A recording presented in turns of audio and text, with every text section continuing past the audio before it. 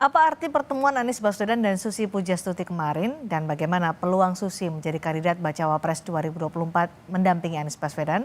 Kita bahas bersama politisi Nasdem Saan Mustafa dan pengamat politik yang juga Direktur Eksekutif Indonesia Political Review, Ujang Komarudin. Selamat petang, Pak Saan, Pak Ujang. Mbak Yang Cindy, Kak sama Saan, siap kan? Alhamdulillah Pangestu. Baik, Kak Saan, pertemuan Anies dan Bu Susi kemarin ini kan menarik ya, sampai datang ke Pangandaran, dibagikan baik oleh Pak Anies Baswedan dan juga Bu Susi soal pertemuan keduanya, apa yang diobrolkan, itu sepertinya menjadi istimewa. Apa sih yang sebenarnya dibahas? ya, kalau soal pertemuan ya, Pak Anies ini kan banyak bertemu dengan banyak tokoh lah ya, Hmm. tidak hanya dengan Ibu Susi. Sebelumnya juga Mas Anies keliling Indonesia ketemu dengan tokoh-tokoh ya, tokoh-tokoh yang ada di Jawa Timur, di Jawa Tengah, di Jawa Barat juga sebelum dengan Ibu Susi juga banyak ketemu. Jadi pertemuan dengan banyak tokoh itu sudah dilakukan jauh-jauh hari oleh Pak Oke, Anies. Nah, yang terkait dengan Ibu Susi itu karena memang pertama ya, Ibu Susi sama-sama satu era ya ketika di kabinet Pak oke. Jokowi. Mhm. Yang kedua, Ibu Susi juga kan memang tokoh ya, tokoh Jawa Barat bahkan tokoh nasional yang ada di Pangandaran. Dia Mhm. memiliki basis juga sebagai tokoh nelayan juga yang Oke. memang kontennya di situ, maka Mas Anies ya berkepentingan untuk ketemu dengan Ibu Susi, Mhm. terutama terkait diskusi tentang bagaimana misalnya Ya. memperkuat posisi para nelayan ke depan kan gitu Baik. kan. Ibu Susi tokoh. Dari pertemuan itu, Kang Saan, apakah kemudian Nasdem melihatnya Susi Pujastuti bisa menjadi kandidat bacawa pres Anies?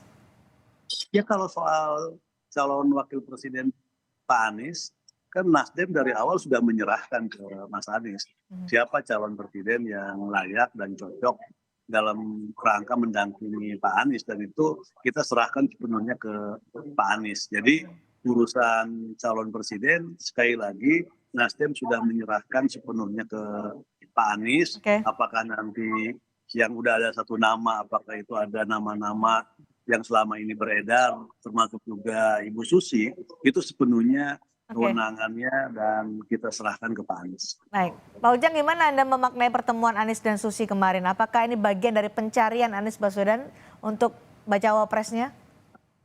Ya, saya menganggapnya sesuatu yang positif ya. Kenapa? Mereka sama-sama tokoh bangsa ya, punya pemikiran terkait untuk memajukan bangsa. Nah, poinnya di situ. Kalau soal nanti misalkan Bu Susi ingin ditarik-tarik atau dijadikan sebagai cawapres, ya mungkin-mungkin saja. Karena Bu Susi memang punya kapasitas itu. Atau bisa jadi, Mbak Cindy, kalau Bu Susi ditarik-tarik juga untuk jadi tim sukses.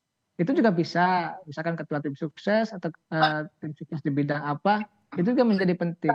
Tapi saya punya catatan ya, kalau soal cawapres itu paling tidak ada dua indikator penting yang bisa saya jelaskan terkait dengan Bu Susi. Yang pertama yaitu terkait dengan elektabilitas.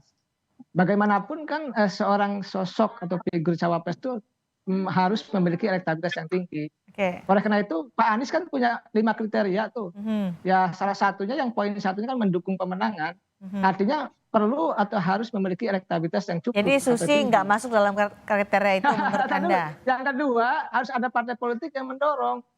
Karena Oke. bagaimanapun syarat untuk menjadi capres dan cawapres itu adalah ada partai politik Mhm. dan gabungan politik kan untuk bisa mendaftarkan mereka-mereka.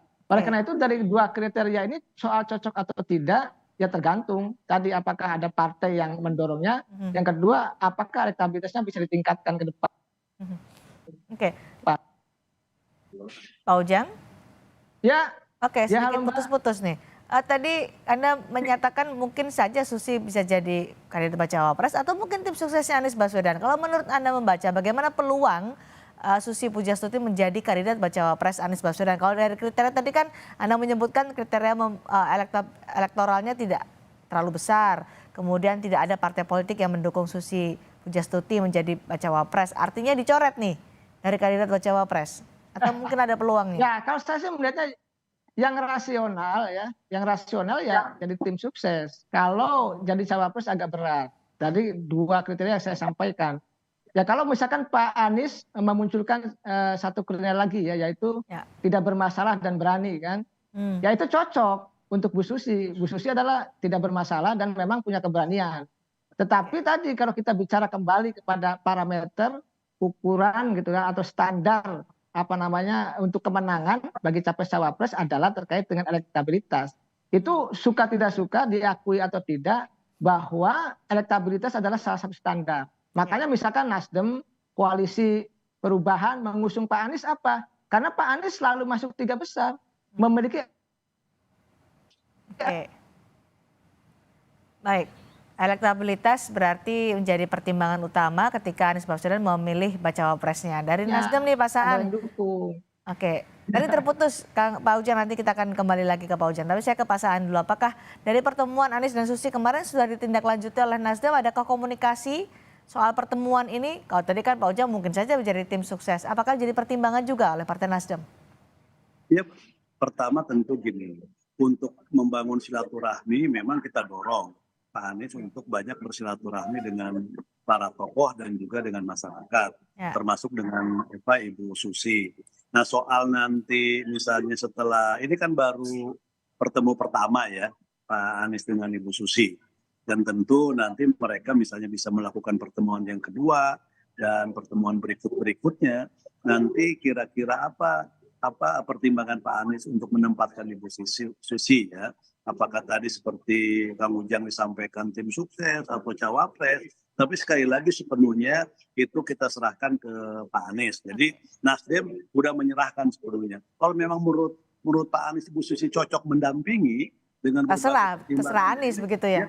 Ya terserah Anies gitu loh. Jadi kita ikut aja kan gitu loh. Tapi kan harus ada efek elektoral juga nih Pak Saan kalau mengikut apa katanya Pak Anies. Apakah Nasdem juga mengingatkan ini elektoralnya begini loh kalau Susi Pujiastuti, atau ada obrolan apa dengan Anies Baswedan soal itu? Ya kalau soal elektoral kan nanti kan sambil proses ya. Bahwa kan ini kan Bu Susi juga tidak pernah digadang-gadang misalnya sebagai seseorang yang mau menjadi cawapres atau mau ikut terlibat dalam proses politik di tahun 2024. Makanya secara elektabilitas kan juga tidak ada kan misalnya. Tapi itu kan elektabilitas itu kan salah satu faktor pertimbangan saja. Selain faktor elektabilitas ada banyak pertimbangan yang lain. Pak Saan, ada beberapa sosok tokoh perempuan yang kemudian disebut-sebut bisa menjadi bacawa pres Anies Baswedan. Ada Kofifa Indar Parawansa meskipun akhirnya ditolak. Ada nama Yeni Wahid yang disebut-sebut sebagai bacawa pres Anies, sekarang Susi Pujiastuti. Apakah dari partai pengusung Anies Baswedan juga memikirkan bahwa ada potensi bacawa pres Anies adalah perempuan? Kita tidak pernah mendikotomikan lah ya soal cawapres itu perempuan atau dari laki-laki. Tapi yang jelas seluruh partai koalisi, Nasdem, Demokrat, dan PKS dalam nota kesepahamannya sudah menyerahkan terkait dengan soal calon wakil presiden itu ke Pak Anies. Itu adalah kesepahaman di koalisi. Nah soal nanti Mas Anies mau memilih apakah cawapresnya laki-laki atau perempuan, itu sekali lagi itu sudah kita berikan mandat itu ke Pak Anies. Oke, Pak Ujang, terakhir untuk Anda, apakah menguntungkan jika Anies Baswedan memilih bacawa presnya adalah perempuan? Ya sangat menguntungkan ya. Kenapa yang muncul 3 nama perempuan? Misalkan Bu Hovifah, Bu Yeni Wahid, termasuk Bu Susi. Artinya ya perempuan itu bagaimanapun menjadi magnet. Tadi menjadi pemilih ya setengah lebih ya pemilih kita adalah perempuan. Yang kedua jangan lupa kita punya the power of emak-emak gitu ya. Bahwa emak-emak juga menjadi magnet dan pemilih emak-emak itu lebih loyal. Lebih enak, bisa diatur, bisa dimobilisasi. Kalau laki-laki agak sulit.